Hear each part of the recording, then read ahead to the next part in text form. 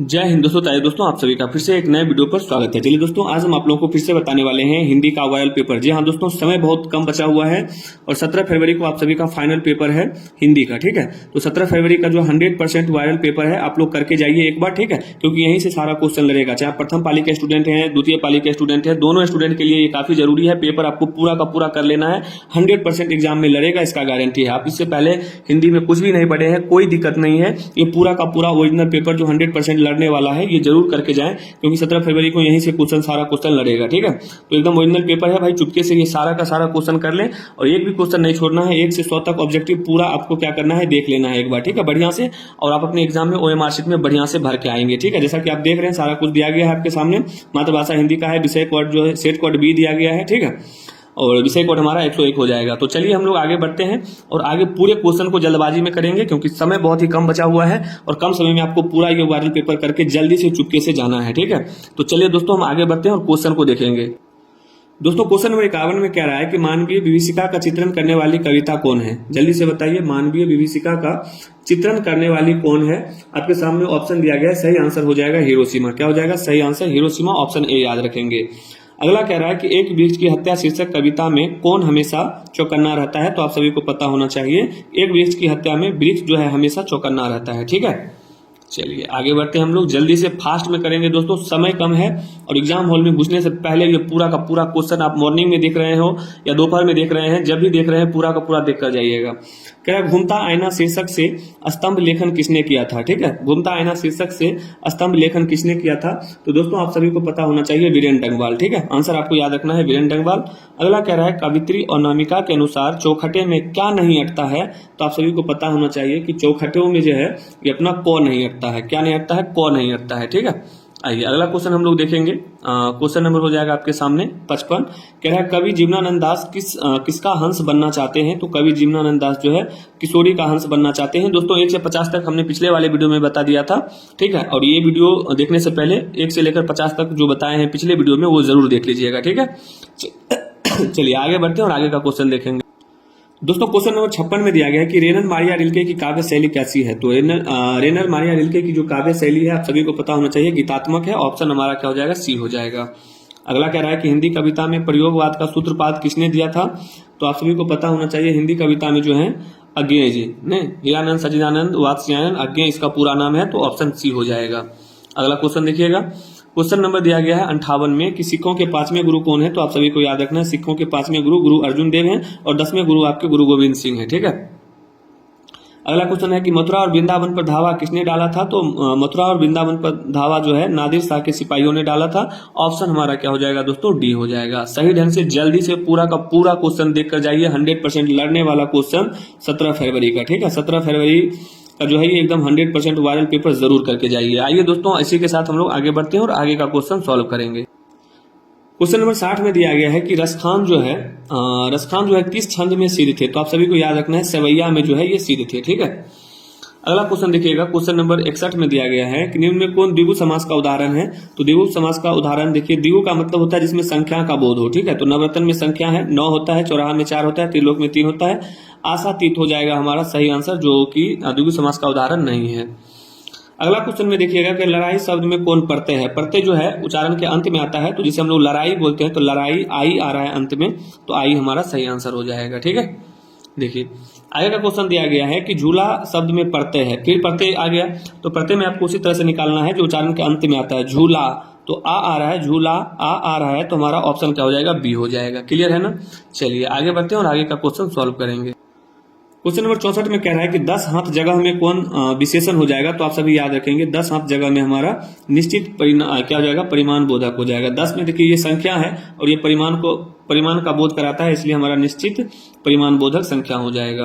अगला कह रहा है कि देवर्षि शब्द का संधि विच्छेद क्या होगा? तो आप सभी को पता होना चाहिए कि देवर्षि का क्या होता है? देव जो ऋषि होता है। क्या होता है दोस्तों? देव जो ऋषि। आप लोग जल्दी से याद कर लीजिए। ठीक है, चलिए आगे का क्वेश्चन दिया गया है कि हिंदी में अनुनासिक वर्णों की संख्या कितनी है? तो आप सभी को पता होना चाहिए, हिंदी में अनुनासिक वर्णों की संख्या 5 है। ऑप्शन हमारा C हो जाएगा, सही आंसर याद रखेंगे। जौ का उच्चारण स्थान क्या है? तो जौ का उच्चारण स्थान हमारा तालु हो जाएगा, तो ऑप्शन हमारा B हो जाएगा। जैसे हम लोग जौ बोलते हैं तो जौ बोलिए तो जीभ आपका क्या होगा? तालु में सटेगा। ठीक है, तो जौ का हमारा क्या हो जाएगा? तालु हो जाएगा। क्लियर है? अगला देखिए, अगला क्वेश्चन क्या रहा है कि अंश शब्द का विशेषण क्या है, तो अंश शब्द का विशेषण हमारा क्या हो जाएगा, आंशिक हो जाएगा।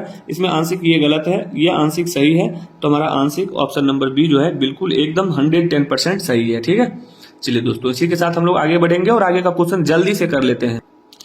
अगला क्वेश्चन है 69 नंबर, निम्न में कौन महाप्राण व्यंजन है, तो आप सभी को याद रखना है कि जो महाप्राण व्यंजन होता है ये हमारा ठ होता है। ठीक है, ऑप्शन हमारा ए हो जाएगा, आप सभी याद रखेंगे। कहते हैं एग्जाम में जो जीता वही सिकंदर, इसलिए 17 फरवरी का अगर ये वायरल पेपर आप करके जाते हैं तो आप भी एग्जाम से जीत कर आएंगे, 100% गारंटी है। और 100% ओरिजिनल पेपर आप 17 फरवरी का कर रहे हैं, पूरा का पूरा पेपर कर लीजिए भाई चुपके से, किसी को बोलना नहीं है, और क्लास को हो सके तो शेयर कर दीजिएगा। ठीक है, जरूर शेयर कर दीजिएगा, जल्दी से देख लीजिए। कह रहा है कि निम्न में कौन अघोष वर्ण है, थोड़ा फास्ट में बताइएगा कि अघोष वर्ण जो है ये हमारा कौन सा है। तो आपके सामने ऑप्शन दिया गया है, थोड़ा फास्ट में बताएंगे अब अघोष वर्ण क्या होगा। तो दोस्तों हमारा सही आंसर क्या हो जाएगा, छ हो जाएगा। छ जो है हमारा ये क्या है, अघोष वर्ण है। ठीक है, आइए इसी के साथ हम लोग आगे बढ़ते हैं। अगला क्वेश्चन देखिएगा, अत्यंत शब्द में कौन उपसर्ग है, थोड़ा फास्ट में बताइएगा। अत्यंत शब्द में जो है हमारा कौन सा उपसर्ग है, आपको ये बताना है। तो अत्यंत में हमारा उपसर्ग पूछ रहा है, उपसर्ग पहले आता है तो पहले हमारा अति होगा, अति अंत में हमारा क्या आ जाएगा, अति आ जाएगा। ठीक है, चलिए अगला क्वेश्चन देखिएगा। नेक्स्ट क्वेश्चन दिया गया आपके सामने, क्वेश्चन नंबर 72, कह रहा है कि परा उपसर्ग से निर्मित शब्द कौन है। तो परा उपसर्ग से निर्मित हमारा क्या हो जाएगा, तो देखिए ये हमारा हो जाएगा पराभव।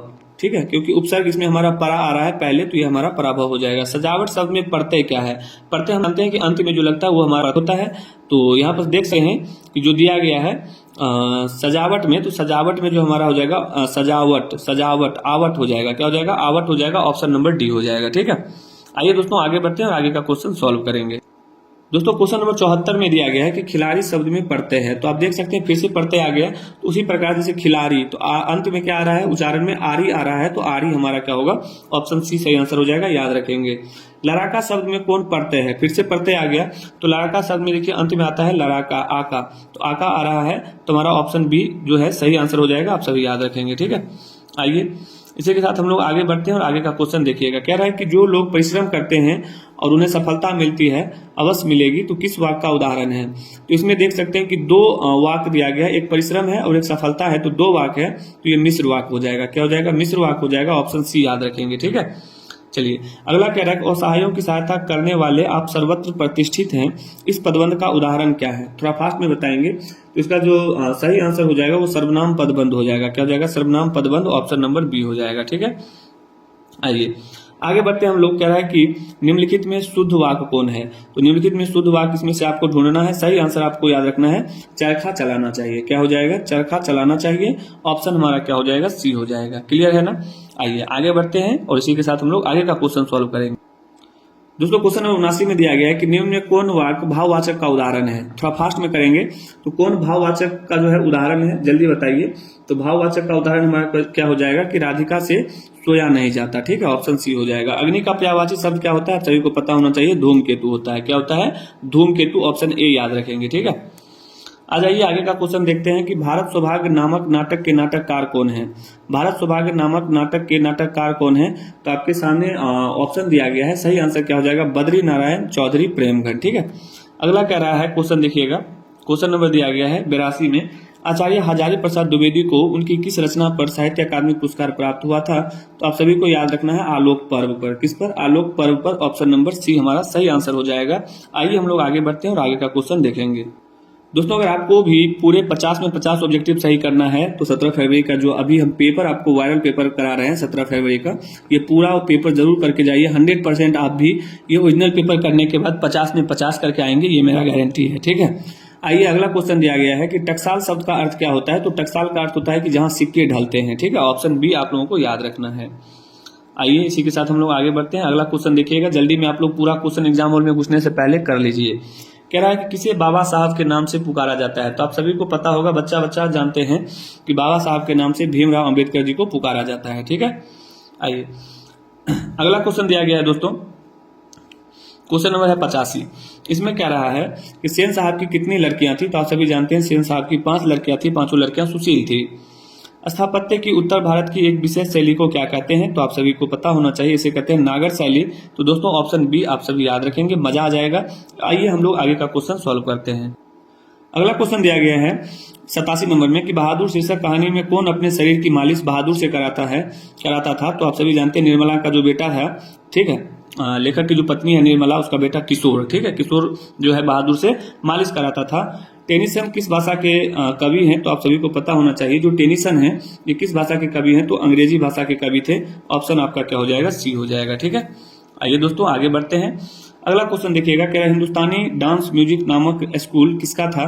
तो आप सभी को पता होना चाहिए, ये जो था आपका रसीम जी का था, ठीक है। किसका था? रसीम जी का था। तो ऑप्शन हमारा क्या हो जाएगा? डी हो जाएगा, ठीक है।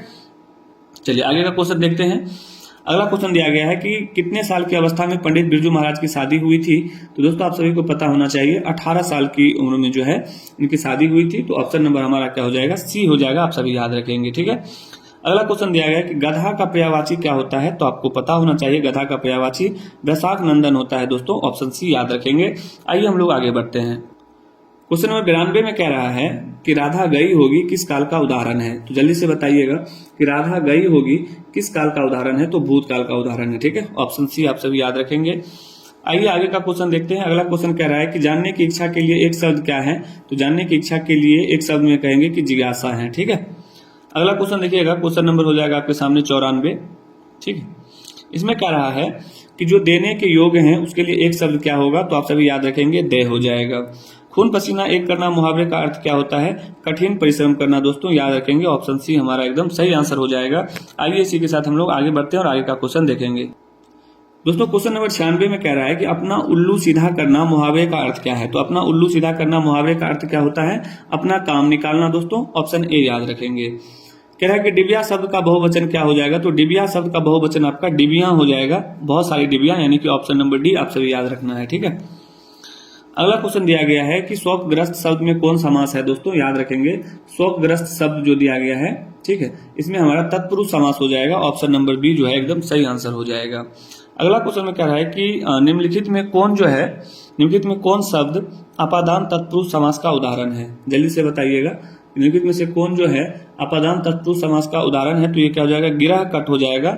ऑप्शन नंबर डी याद रखेंगे, ठीक है। एंड हमारा देखिए ये 100 नंबर क्वेश्चन है कि अर्थात शब्द में कौन समास है दोस्तों? तो यथार्थ शब्द में आप सभी को पता होना चाहिए, यथार्थ शब्द में अवयवी भाव समास है।